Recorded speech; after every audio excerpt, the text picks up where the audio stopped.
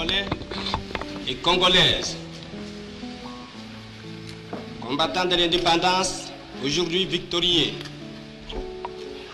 je vous salue au nom du gouvernement congolais. À vous tous, mes amis, qui avez lutté sans relâche à nos côtés, je vous demande de faire de ce 30 juillet 1960 une date illustre que vous garderez ineffaçablement gravée dans vos cœurs, une date dont vous enseignerez avec fierté la signification à vos enfants, pour que ceux-ci, à leur tour, fassent connaître à leurs fils et à leurs petits-fils l'histoire glorieuse de notre lutte pour la liberté. Car cette indépendance du Congo, si elle est proclamée aujourd'hui dans l'entente avec la Belgique, pays ami avec qui nous traitons d'égal à égal, ni les Congolais digne de ce nom ne pourra jamais oublier cependant que c'est par la lutte qu'elle a été conquise.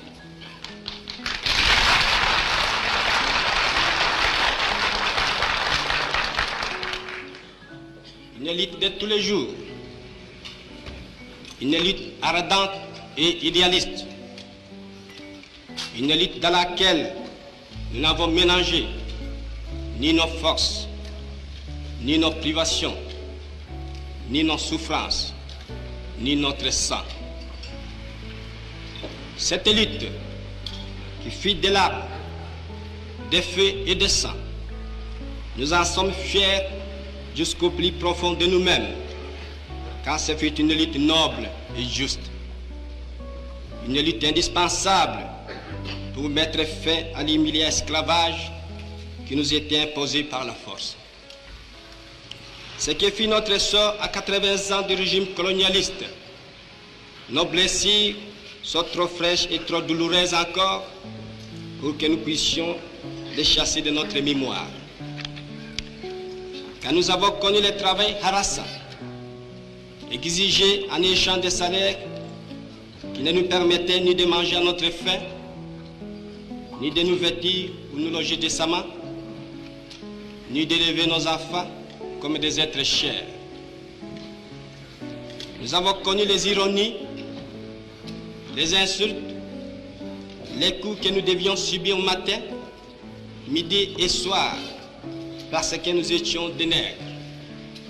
Qui oubliera qu'à un noir, on disait tu, non certes comme à un ami, mais parce que les vous honorables étaient réservés aux seuls blancs.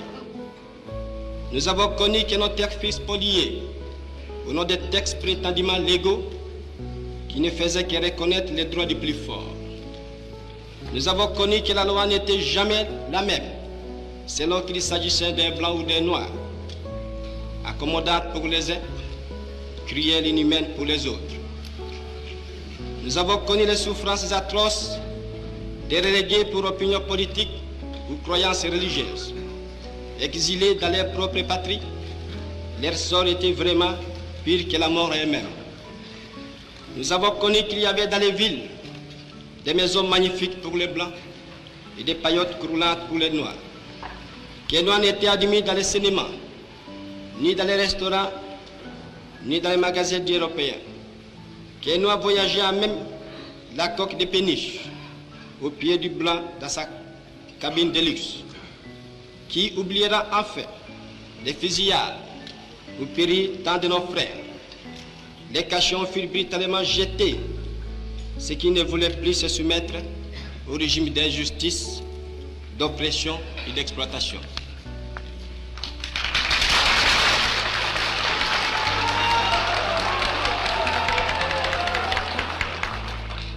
Tout cela, mes frères,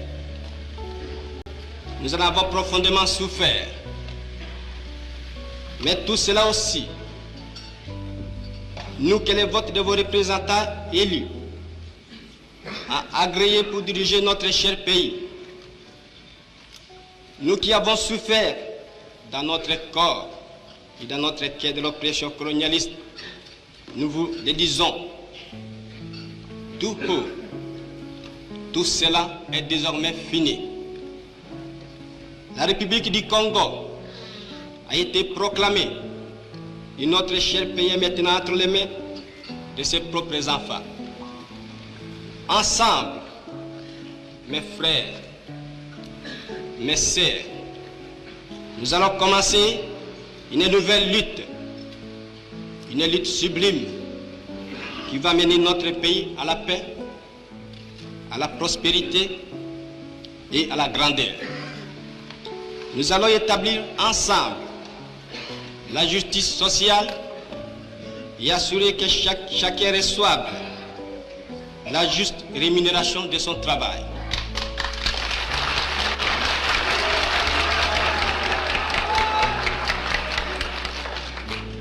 Nous allons montrer au monde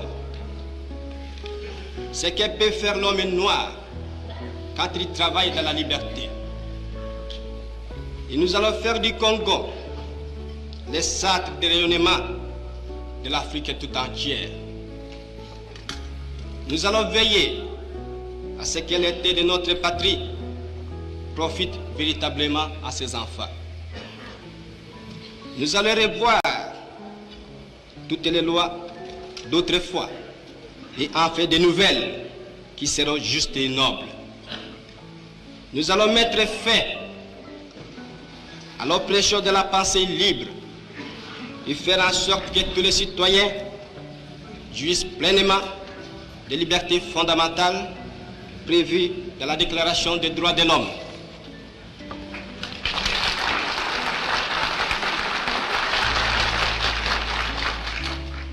Nous allons supprimer efficacement toute discrimination, quelle qu'elle soit, et donner à chacun la juste place que lui vaudra sa dignité humaine, son travail et son dévouement au pays. Nous allons faire régner non pas la paix des fusils et des baïonnettes, mais la paix des cœurs et de bonne volonté.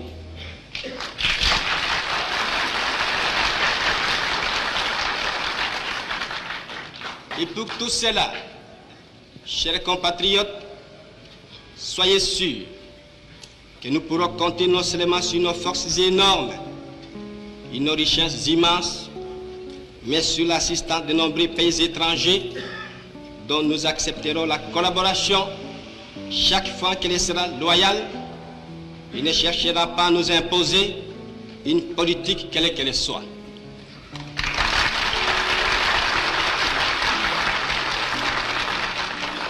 Dans ces domaines, la Belgique, qui comprenant en fait l'essence de l'histoire, n'a pas essayé de s'opposer à notre indépendance, est prête à nous accorder son aide et son amitié, et un traité vient d'être signé dans ce sens entre nos deux pays égaux et indépendants. Cette coopération, j'en suis sûr, sera profitable pour deux pays. De notre côté, tout en restant vigilants, nous saurons respecter les engagements librement consentis. Ainsi, tant à l'intérieur qu'à l'extérieur, le Congo nouveau, notre chère République, que mon gouvernement va créer, sera un pays riche, libre et prospère. Mais pour que nous arrivions sans retard à ce but, vous tous, législateurs et citoyens congolais, je vous demande de m'aider de toutes vos forces. Je vous demande à tous d'oublier les querelles tribales qui nous épuisent, qui risquent de nous faire mépriser à l'étranger.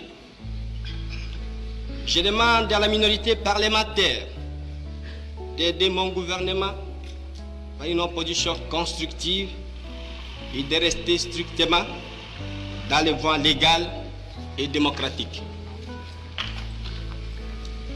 Je vous demande à tous de ne reculer devant aucun sacrifice pour assurer la réussite de notre grandiose entreprise.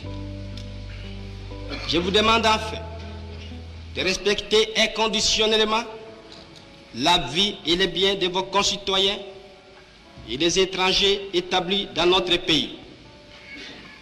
Si la conduite de ces étrangers laisse à désirer, notre justice sera prompte à les expulser du territoire de la République. Si par contre leur conduite est bonne, il faut les laisser en paix, car eux aussi travaillent à la prospérité de notre pays. L'indépendance du Congo marque un pas décisif vers la libération de tous les continents africains.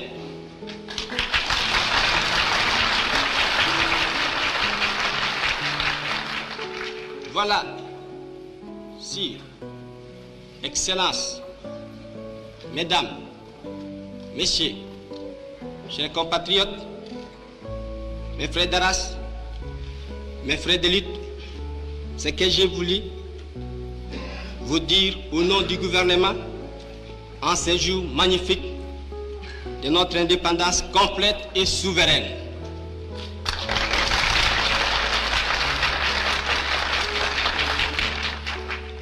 Notre gouvernement fort, national, populaire, sera le salut de ce pays.